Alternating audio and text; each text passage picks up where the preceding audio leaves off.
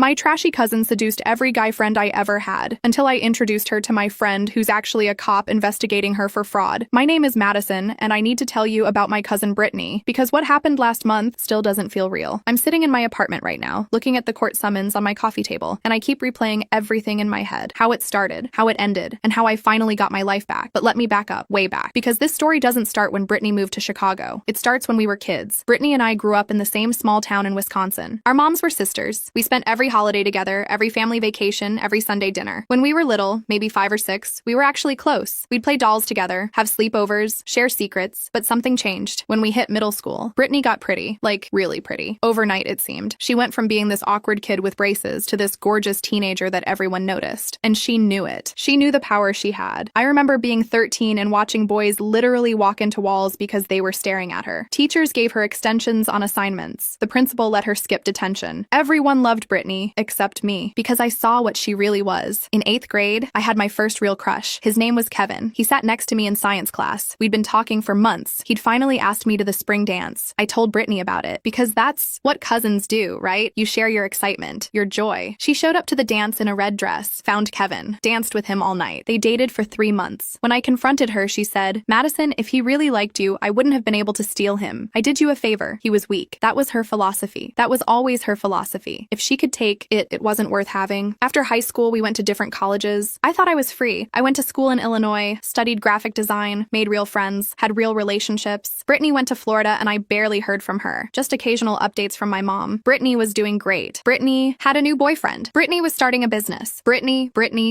I didn't care. I'd built a life without her in it. Then 3 years ago, my phone rang. "Mads, it's me," Brittany said. Her voice sounded different, smaller. "I need your help." She told me she'd just left an awful situation. A boyfriend who'd turned violent. She had nowhere to go. No money. Just the clothes on her back. "I know we haven't been close," she said. "I know I wasn't always nice to you when we were kids. But you're family. You're the only person I trust." I should have hung up. Should have told her to call our moms. Should have said no. But I heard the fear in her voice. And despite everything, despite Kevin and every other thing she'd done, she was still my cousin. "Okay," I said. "You can stay with me. Just for a little while." The biggest mistake of my life. Brittany showed up at my Chicago apartment 3 days later. 2 suitcases, designer sunglasses, and that smile. That same smile she'd had since we were kids. The one that said she'd already won. "Thank you so much," she said, hugging me. "I promise I won't be any trouble." Another lie. The first week was actually okay. She slept on my couch, made breakfast a few times, said she was looking for jobs. We'd watch TV together at night, and for a moment I thought maybe things would be different. Maybe we could have a real relationship. I was working from home as a graphic designer, had a good client base, made decent money. My apartment was small but nice. 1 bedroom in Lincoln Park. Everything I'd worked for. Brittany would sit on the couch while I worked, scrolling through her phone. Always on her phone. I'd hear her laughing, texting, talking to people. When I asked who she was talking to, she'd just say, "Friends from Florida." The second week, Tyler came over. Tyler Chen, my best friend since sophomore year of college. We'd met in an art history class neither of us wanted to take. He was studying engineering, I was doing design, and we just clicked. Spent hours talking about everything and nothing. We tried dating once, junior year. It lasted 3 weeks. We were both miserable. Realized we were better as friends, best friends, the kind of friends who knew everything about each other, who could sit in silence. And it wasn't weird. Who showed up when the other needed them? Tyler had a girlfriend when Brittany moved in. Her name was Amy. Nice girl. A teacher. They'd been together almost a year. It was getting serious. He'd talked about proposing. He came over that Wednesday because we had plans to watch a movie, some horror thing he'd been excited about. He knocked on the door at 7. I was on a work call in my bedroom. Client from New York who never respected time zones. I heard Brittany answer the door. I heard her voice, all sugar and honey. "You must be Tyler. Madison's told me so much about you. Come in, come in." The call lasted 23 minutes. When I came out, Brittany was sitting on the couch next to Tyler. Not just next to him, pressed against him, her leg touching his, her hand on his arm, laughing at something he said. Tyler looked uncomfortable, but also interested. I knew that look. I'd seen it before. "Hey, Mads," Brittany said, not moving away. "Tyler was just telling me about his job. He's an engineer at some big firm. Isn't that amazing?" "We work at the same company," Tyler said, looking at me. "Sorry, your call ran long. We can still watch the movie if you want." But the moment was broken. Brittany had inserted herself into it, and she wasn't leaving. "Oh, I love horror movies," she said. "Can I watch with you guys?" What was I supposed to say? No, you can't watch a movie in the apartment you're living in. So the 3 of us watched the movie. Brittany sat between us, made comments throughout, grabbed Tyler's arm during the scary parts. I sat there feeling like a third wheel in my own apartment. After Tyler left, I told myself I was being paranoid, reading into things. Brittany was just being friendly. 2 days later, Tyler texted me, said he couldn't hang out for a while. Said Amy was feeling insecure about our friendship and he needed to focus on his relationship. I called called him immediately. Since when does Amy have a problem with us? We've all hung out together. She likes me. I know, Tyler said. It's just, she's feeling weird about it. I need to respect that. Did Brittany say something to you? Silence. Tyler, did she? She just mentioned that maybe Amy had a point, that it's weird for me to spend so much time with another girl, even if we're just friends. My blood went cold. You barely know Brittany. I know, but what? More silence. Then, I'll call you later, okay? He didn't call later. Didn't text. A week went by. Then 2. I saw on social media that he'd broken up with Amy, saw him post about needing to focus on himself, saw the comments from mutual friends asking if he was okay, and I saw Brittany, gone, 4 nights that week, coming home at 6 in the morning, clothes from the night before still on, that satisfied look on her face. Where were you? I asked one morning. Out with a friend, she said. What friend? Just someone I met. You don't know them, but I knew. I knew exactly who. A week later, I found Tyler's jacket in my apartment, on the back of the couch. He'd left it that night we watched the movie. I texted him. You left your jacket here. No response. I called. Straight to voicemail. Finally, I messaged him on every platform I could find. Tyler, talk to me, please. 3 hours later, he responded. I'll come get the jacket this weekend. When Brittany's home. Not when I'm home. When Brittany's home. I wanted to throw the phone through the wall. Saturday came. Tyler showed up at 2. Brittany answered the door in tiny shorts and a tank top. I was in my bedroom. Door open. Listening. Hey, Tyler said. His voice was different. Soft. Hey yourself, Brittany said. Madison's in her room. But come sit down for a minute. I heard them talking. Couldn't make out the words. Then I heard Brittany laugh. That specific laugh she used. The one that said she had her hooks in. When Tyler left 10 minutes later, he didn't say goodbye to me. Didn't come to my room. Just took his jacket and left. That night, Brittany told me she was moving out. Found a great apartment. A friend was helping her with rent. What friend? I asked. She smiled. Tyler, we're dating now. Isn't that great? We'll practically be related if it works out. I couldn't breathe. Couldn't think. Just stared at her. Don't look at me like that, she said. You said you guys were just friends. And he's single now. So what's the problem? You're the problem, I said. You're always the problem, she laughed. Actually laughed. Madison, you can't be mad at me because a guy chose me over you. That's not how the world works. We're cousins, I said. So? That means I'm not allowed to be happy? Not allowed to date someone I like? You don't like him. You like taking him from me. Her eyes went cold. Dead. If he was really yours, I couldn't have taken him. Think about that. She moved out 2 days later, took her suitcases and left. Didn't say goodbye. Didn't thank me for letting her stay. I sat in my apartment that night and cried. Called my best girlfriend Ashley. Told her everything. You need to cut her off, Ashley said. Completely. She's toxic. She's family. So what? Family doesn't get a free pass to destroy your life. But I didn't cut her off because I kept hoping it was over. That she'd stay with Tyler and leave me alone. Tyler and I didn't speak for a month. Then 2. I missed him. Missed our conversations. Missed having someone who got me. I tried to move on. Started hanging out with Ashley more. Made new friends. Went on dates with guys from apps. None of them stuck, but I was trying. 3 months after Brittany moved out, Tyler called me. Hey, he said. Can we talk? My heart jumped. Yeah, of course. Brittany. And I broke up. Part of me felt vindicated. Relieved. Like maybe I'd get my best friend back. I'm sorry, I said. Don't be. You were right about her. She was using me. His voice cracked. She needed money. For rent, she said. For bills. I gave her $10,000, Mads. $10,000. What? She said she had some business opportunity. Some investment that would triple the money. I trusted her. And then she just disappeared. Stopped answering my calls. When I finally confronted her, she said she didn't owe me anything. That I'd given her the money as a gift. I felt sick. Tyler, I'm so sorry. I should have listened to you. She played me, and I lost my best friend for a girl who didn't care about me at all. We talked for an hour. He apologized over and over. Said he'd been an idiot. That he'd let her manipulate him. That he understood if I never wanted to speak to him again. I wanted to forgive him. Wanted to go back to how things were. But something had broken between us. Some trust, some foundation. And I didn't know how to fix it. I need time, I told him. I need to think. He understood. Said he'd wait. Said he'd always wait. I thought that was the end of the Brittany saga. Thought she'd taken what she wanted and moved on. I was wrong. So wrong. 4 months later, I met Daniel at a coffee shop. I'd gone in to work on a client project. He was sitting at the next table, working on his laptop. We kept making eye contact. Finally, he smiled and introduced himself. Daniel worked in finance, investment banking, wore expensive suits, drove a nice car. Everything about him screamed success. But he was also kind, funny, asked about my work, and actually listened. We talked for 2 hours, exchanged numbers. He texted me that night. We went on our first date 3 days later. Dinner at an Italian place downtown. He was easy to talk to. Interesting. Interested. By the end of the night, I was already imagining a future. We dated for 2 months before I introduced him to my family. My mom was having a birthday party. Told me to bring him. I hesitated, knowing Brittany might be there, but my mom insisted. Brittany won't cause any drama, she said. She's changed. She's got a new job, doing really well. I should have known better. The party was at my mom's house in the suburbs. I drove out with Daniel. He was nervous, which I found endearing. Kept asking questions about my family. Who'd be there? What they were like. Just one heads up, I said. My cousin Brittany might be there. If she is, just be polite, but don't engage too much. Why? He asked. I told him the short version, about how she'd stolen Tyler, how she'd used him. Daniel laughed laughed. Don't worry, I'm not that stupid. Famous last words. Brittany showed up an hour into the party, wearing a black dress that should have been illegal, hair and makeup perfect. She walked in like she owned the place. My mom hugged her. My aunts and uncles crowded around her. Everyone so happy to see her. She was the prodigal daughter, the golden child, always had been. I watched her scan the room, watched her eyes land on me, then on Daniel. Her expression changed, calculated, predatory. She made her way over, hugged me like we were best friends, then turned to Daniel and extended her hand. You must be Daniel, she purred. I'm Brittany, Madison's favorite cousin. I wanted to vomit. Daniel shook her hand. I saw his eyes widen slightly. That look, that same look Tyler had, the look every guy got. Nice to meet you, he said. Brittany didn't let go of his hand, just held it, smiling. Madison has told me so much about you, though she didn't mention how handsome you are. I stepped between them. Should we get some food? But the damage was done. For the rest of the party, Brittany found ways to be near Daniel, touching his arm, asking about his job, laughing at his jokes, making sure he noticed her. In the car on the way home, Daniel was quiet. You okay? I asked. Yeah, he said. Your cousin is something else. She's something all right. She's single? My heart stopped. What? I was just wondering. She was really flirty. I couldn't tell if that's just her personality or if— Daniel, stop! He looked at me. What? I was just asking. You were interested. Don't lie. I didn't say that, but he didn't have to. I could see it in his face, could hear it in his voice. Brittany had gotten to him in 3 hours. 3 hours was all it took. The next week, Daniel started acting different, working late, not answering texts. When we did see each other, he was distracted, always on his phone. I tried to ignore it, tried to pretend everything was fine, but I knew